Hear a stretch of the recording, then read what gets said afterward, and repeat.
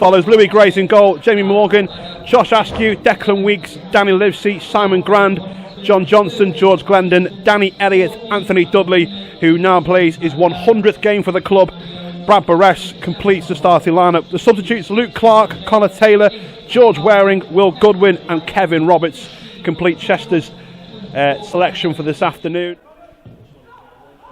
One ball over the top, Simon Grand's underneath it and he's headed it straight to a red shirt, and it's eventually hacked away from a Chester point of view. Now here's Anthony Dudley on halfway, uses Declan Weeks, gives it back to Anthony Dudley. Now what can Duds do here? He's played a very nice ball for John Johnson on this near side. Johnson now with the ball in. Oh, it's arriving, and it's Dudley's put it wide. And he will feel that he should have put the Blues one up there. Fabulous ball in from JJ. And Dudley arriving on the spot could do no more. And it's just wide from Chester's point of view, but what a chance. Well, meanwhile, excellent work from Danny Elliott to win a throw-in for Chester. Morgan takes it towards John Johnson, but excellent work from Adam Henley. But Glendon wins it back.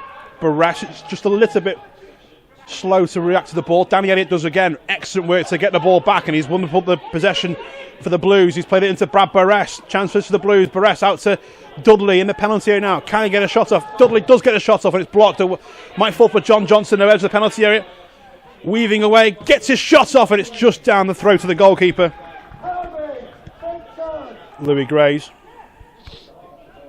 And he rolls it out to Simon Grand.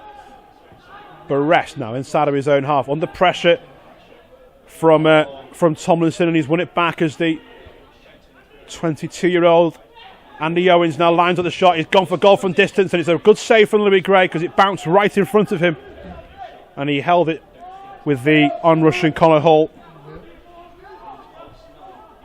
you reckon that'll be on the Hollywood Boulevard then? Sounds, hey, I will definitely pay to watch it at the moment. It's 2-0 after 15 minutes, so I hope that carries on. George Glendon's free kick in the mix. It goes to Elliott with a header, and it's just wide. Danny Elliott for a second thought he managed to find the back of the net, but his header was just wide of Matt Irwin's goal, and that's another good chance gone begging. Who's 13 for Chelsea? Anyway, Chorley's corner comes, it's flicked goalwards, and it's headed off the line by Askew.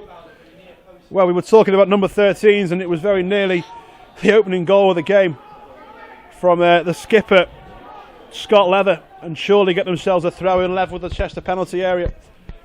It was a very... I don't think they got the header was going in, but Askew was alert and he did his job. But Andy Owens will take this long throw into the Chester penalty area. It goes, it's towards the near post, it's bouncing round, and the shot comes in, and the number 13, Ollie Shenton, has fired it into the back of the net. Well, it's unlucky 13 for Chester, not for Chorley. They have the opening goal of the game, and it's Ollie Shenton, the former Wrexham midfielder, fires it in to the back of the net. It's an emphatic finish from him, and they have the lead. And the Chorley bench, very politely, I endorse their politeness, are politely advising the referee that he might want to reconsider his career opportunities. Jamie Morgan's been clattered into by Connor Hall. It's a foul, and Morgan's been caught twice now by a couple of Chorley players. That's a more frustration one, isn't it? Because they're incensed by the referee's decision not going their way before. And you can, like you said before, when you get upset, you get instances like that. Yeah, you can see it happening. You know what I mean? When you're watching, you know what's going to happen next. Here's Danny Elliott, and he's put a lovely ball in behind for Anthony Dudley. Big chance for Dudley. Dudley equalises for Chester. On his 100th appearance, Anthony Dudley scores yet again. And it's all level at the Deva Stadium. It's Chester 1, Chorley 1. So let's see what develops here. Owens passes the message, and will Tomlinson deliver it? Tomlinson goes very deep to the far post. It's headed back into the penalty area. It's headed goalwards, and it's just wide in the end. Connor Hall was the player arriving at the far post, and he couldn't quite stab the ball goal bound. Louis Gray is down, and he's holding his head, I think. But that was a really good chance, and it was a very well worked free kick. Progress into the latter stages of this first half, and of course into the second half. It's another long throw as Chorley score for one in the first 25 minutes. Andy Owens again will launch this into the mixer up towards the near post. Livesey wins the initial header, headed back into the penalty area, cleared by Askew. Chorley keep it alive. They fire it back and it's deflected. It might fall this for Connor Hall. He's gone down. That is a very stonewall penalty. Right on the stroke of half time. Chorley have a glorious chance to go back into the lead. And Chorley are asking a few questions of what colour card the referee may produce as well. It can't be a red card because it's a genuine attempt to play the ball. If you remember, that was the issue with JJ's red card. Yeah, you can only send a player off if you believe he hasn't tried to play the ball. So the issue with the JJ one at Altrincham was that he said it's a push, which you can't push to win the ball.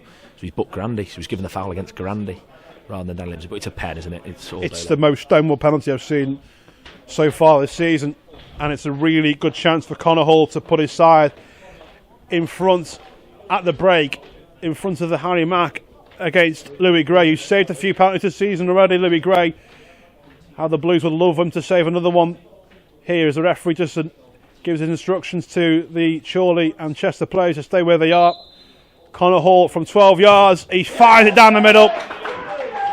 Emphatic finish from the 22-year-old, and it's Chorley who lead by 2-1 right on the stroke of half-time. Morgan towards Burress, good strength from him. Morgan first time towards Elliott, good touch. Anthony Dudley fires it into the path of Askew.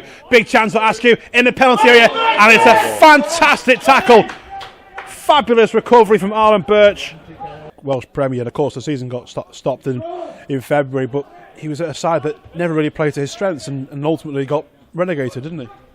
Yeah, look, I didn't see any of Airbus last year. Meanwhile, it's with Tomlinson. There's a real chance, a shot on goal, and it's a really good save from Louis Gray. There you go, again, Hall, he works the target every time he gets an opportunity in around the edge of the box.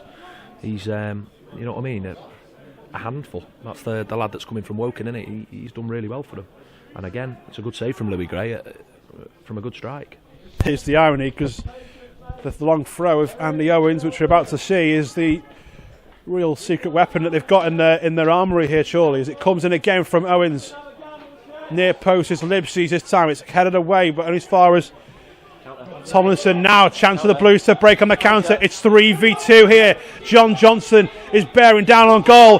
He's got support arriving. He's through the legs. Johnson's in the penalty area. Shoots over the top of the crossbar. Oh, well, he had the fortune.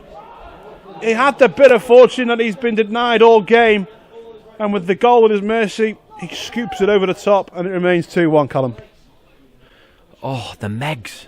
Seen it as the man's gone. He's had the shout to go and commit the ball. You don't want to go and engage a player like JJ when he's like that. And he's had the sort of confidence to just nip it through his legs, but then just needed the last bit with the finish. You know what I mean? The touch was almost taking him onto his weaker foot, and he's had to hit it off his left. But what a counter that was in terms of running. Absolute great runners from the Blues to get that many men up the pitch on the back of the throw-in. Grand into Brad Burress. Askew now on this near side. Ball might find its way through for Danny Elliott, but it's well marshalled in the end by Smith, and it's a Chester throw. That's the challenge for us at the moment. If you think, if a team want to bolt on man for man in areas, they'll never do that on the back line. So the spare that they have on the back line to ensure we can't get in means we have one somewhere else, and it's just about finding that man in possession. Here's John Johnson now, gets beyond his man, gets a great ball in, it's headed away at the near post. Morgan keeps it alive. It's with George Glendon now. Johnston brings the ball away from his captain. Plays a 1-2 with Jamie Morgan. Glendon now. Weeks. Back to George Glendon. Into the feet of Anthony Dudley.